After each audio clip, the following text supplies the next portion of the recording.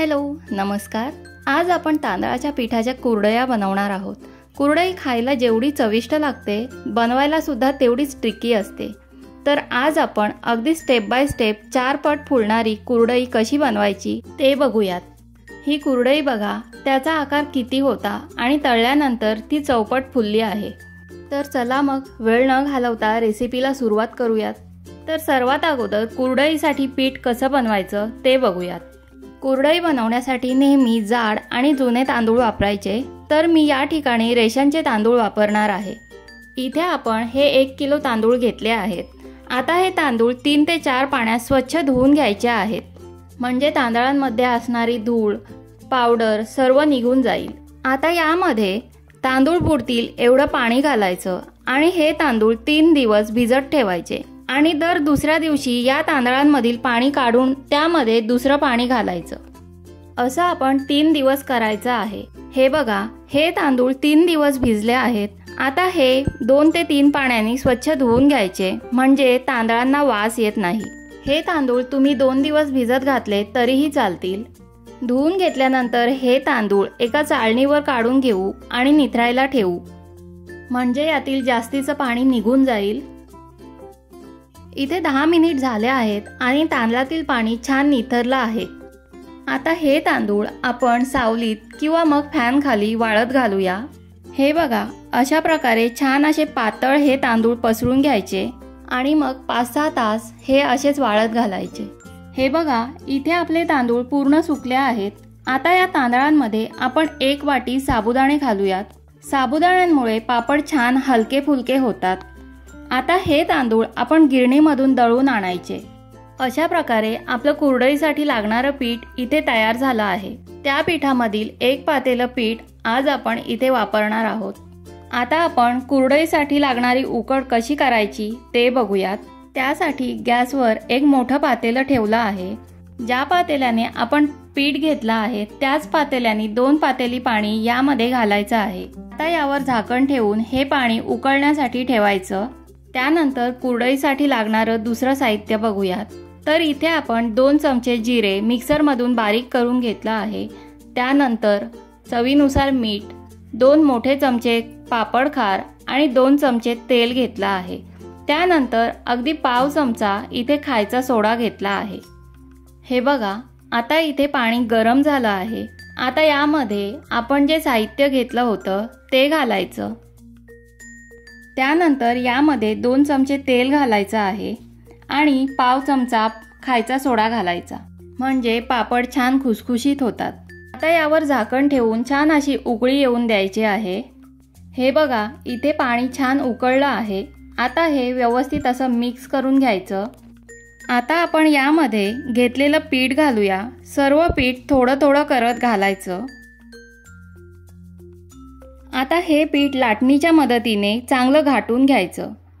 हे पीठ घाटताना गॅसची फ्लेम मीडियम किंवा मोठी ठेवायची नाही। अगदी कमी गॅसवर हे पीठ छान असं घाटून घ्यायचं आहे। त्यानंतर यावर झाकण देऊन साधारण 10 मिनिट हे पीठ कमी गॅसवर छान असं वाफवून घेऊया। हे बघा, हे पीठ कमी गॅसवर वाफेवर छान असं शिजलं आहे। सर्व पाणी आटलं आहे। आता हे पुन्हा लाटण्याने मिक्स करून व्यवस्थित एकदा घाटून घेऊया। आता गॅस बंद करायचा आणि झाकण देऊन हे पीठ साधारण 10 मिनिट असंच ठेवून द्यायचं। आता आपण हे पीठ मळून घेऊया। त्यासाठी आपण इथे हे पीठ एका परातीत घेतलं आहे। आता आपण हे पीठ मळूयात। त्यासाठी अशा प्रकारचा एखादा स्टीलचा कप घ्यायचा आणि त्याने हे पीठ व्यवस्थित असं मॅश करायचं। हे पीठ मॅश करत असताना सर्व गुठळ्या फोडून घ्यायच्या। हे पीठ थोडं चिकट असतं, त्यामुळे मळताना जरा काळजी घ्यायची। तुम्ही इथे एखादी प्लास्टिकची पिशवी किंवा मग सुती कापडामध्ये हे पीठ मळून घेऊ शकता, जेणेकरून ते आपल्या हाताला चिकटणार नाही। आता हे पीठ हाताला पाणी लावून मऊसूत असं मळून घ्यायचं आहे। हे पीठ गरम असतानाच मळून घ्यायचं आहे। गार झाल्यावर यामधील गुठळ्या अजिबात फुटत नाही। इथे आपलं पीठ छान असं मऊसूत मळून झालं आहे। इथे आपण कुरडई पाडण्यासाठी साचा घेतला आहे। त्या साच्याला आतून व्यवस्थित असं पाणी लावून घ्यायचं आहे।